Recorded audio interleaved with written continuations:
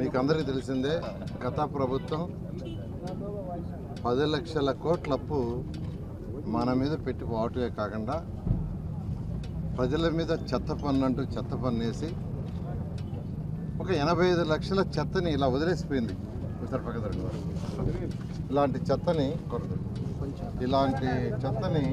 వదిలేసిపోయింది. 85 లక్షల టన్నులు డంపింగ్ యార్డ్లో లెగసి వదిలేసిపోయింది. చెత్త పని వేశారు. పని వేసినప్పుడు కనీసం అదనా చేస్తుంటే అది కూడా చేయాల.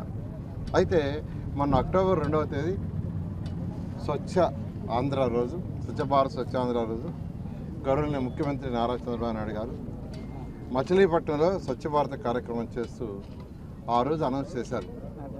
వచ్చే అక్టోబర్కి, అంటే రేపు వచ్చే అక్టోబర్కి ఈ రాష్ట్రంలో ఉన్న గత ప్రభుత్వం వదిలేసిపోయిన అప్పులతో కూడా వదిలేసిపోయిన 85 లక్షల లెగసీని, చెత్తని తొలగిస్తామని. ఆ నేపథ్యంలో ఈరోజు మున్సిపల్ శాఖ రాష్ట్రంలోని అన్ని మున్సిపాలిటీస్లో ఈ లెగసీని క్లీన్ చేయడానికి యాక్చువల్గా టెండర్లు పిలిచి ఈరోజు చేస్తుంది. దాంట్లో అన్ని మున్సిపాలిటీలు ఆల్మోస్ట్ స్టార్ట్ చేశారు. నేను నిన్న తిరుపతిలో పోయి ఇచ్చాను. తిరుపతిలో కూడా బ్రహ్మాండంగా చేస్తున్నారు. నెల్లూరు అయితే ఇక్కడ స్టార్ట్ చేసి అంత 50 రోజులు అయిందా, 40 రోజులు ఉందా? ఒక 50 రోజులు అయింది. 50 రోజుల్లో దాదాపు 2/3 తీసేశారు. 2/3 అయిపోయింది. ఇంకొక 30-40 రోజులు ఉంటే పని, ఇంకొక 60 రోజులు ఉంటే మొత్తం పోతుంది.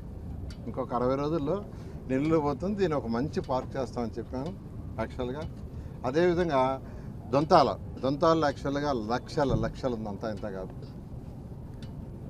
దాన్ని కూడా క్లీన్ చేయడానికి టెండర్ ఇచ్చాం. అది కూడా క్లీన్ చేస్తున్నారు.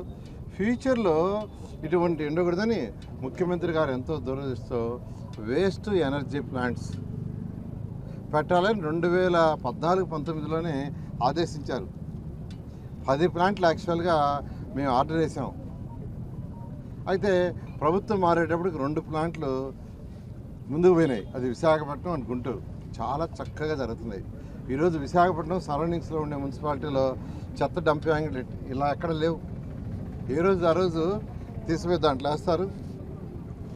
బాయిలర్లో బర్న్ అవుద్ది, దాని నుంచి స్టీమ్ ప్రొడ్యూస్ అవుద్ది, స్టీమ్ నుంచి ఎలక్ట్రిసిటీ వస్తుంది. అయితే ఈ ప్రభుత్వ రంగానే మళ్ళీ ముఖ్యమంత్రి గారు మనం ఏదైతే 2014-19లో చేసామో అలాంటి కార్యక్రమాన్ని చేయమంటే ఆల్రెడీ నెల్లూరుకి, తర్వాత రాజమండ్రికి టెండర్లు అయిపోయినాయి.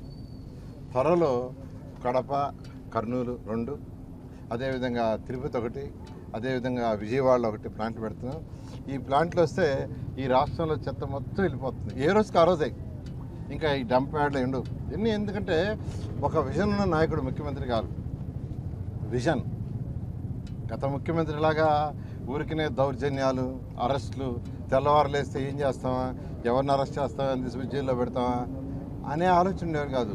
రాష్ట్ర ప్రజలకు సంక్షేమం ఏం చేయాలా, సంక్షేమంతో డెవలప్మెంట్ ఎలా చేయాలా, డెవలప్మెంట్ చేయకుంటే యువతకు ఉద్యోగాలు రావు, వాళ్ళ భవిష్యత్తు అంధకారం అవుతుంది. సంక్షేమాలు చేయకుంటే పేదలు నిరుపేదలకు లిఫ్ట్ ఉండదు. అందుకని సూపర్ 6 కార్యక్రమం చాలా చక్కగా అమలు చేస్తున్నారు. ప్రభుత్వ రంగానే సూపర్ 6లో ముఖ్య భాగమైనటువంటి పెన్షన్స్ ఇచ్చాం. 3,000 నుంచి 4,000 చేసాం. వికలాంగులకు 6,000 చేసాం. బెడ్ మీద ఉండే పేషెంట్స్ అటెండర్ కావాల్సిన వాళ్ళకి 15,000 చేశారు. అదే మహిళలకు ఉచిత gas cylinder programme already start చేసాం. 3 సిలిండర్లు. నిన్న 12వ తేదీ 10,000 కోట్ల రూపాయలతో 60 లక్షల మంది పిల్లలకి తల్లికి వందనం కార్యక్రమం స్టార్ట్ చేసాం. ఖజానా ఖాళీ, అప్పులు చేసేటిపోయాడు, డబ్బులు లేవు, మీరు కట్టే ట్యాక్సులన్నీ అప్పులు పోతున్నాయి. అయినా ముఖ్యమంత్రి గారికి ఉన్న అపారంతో ఈరోజు తల్లికి వందనం ఏదైతే ఉందో దాన్ని యాక్చువల్గా స్టార్ట్ చేయడం జరిగింది. అదేవిధంగా రేపు ఆగస్టు 15వ తేదీ మహిళలకి ఉచిత బస్సు ప్రయాణం ఆగస్టు 15 స్టార్ట్ చేస్తాను అనౌన్స్ చేశారు. అదేవిధంగా రైతు సోదరులు ఎవరైతే ఉండారో వాళ్ళందరూ కూడా 20,000 ఇస్తా ఉన్నాం. దాన్ని కూడా ఈ జూన్ నెలలో ఒక ఇన్స్టాల్మెంట్ ఇస్తామని ముఖ్యమంత్రి గారు చెప్పడం జరిగింది. ఈ విధంగా సూపర్ 6 చాలా చక్కగా చేస్తున్నారు. అన్నా క్యాంటీన్స్ అని ఓపెన్ చేశారు 204. అవి కాకుండా మరొక 70 అన్నా క్యాంటీన్స్ రూరల్ ఏరియాలో కూడా శాంక్షన్ చేశారు. కానీ ఆ వైసీపీ నాయకులు ఏం మాట్లాడుతున్నారో వాళ్ళకి తెలియదు. ఆ నాయకులు ఏం మాట్లాడుతున్నారో, వాళ్ళ యొక్క అధినేత ఏం మాట్లాడుతున్నారో ఎవరికి అర్థం కావట్లేదు.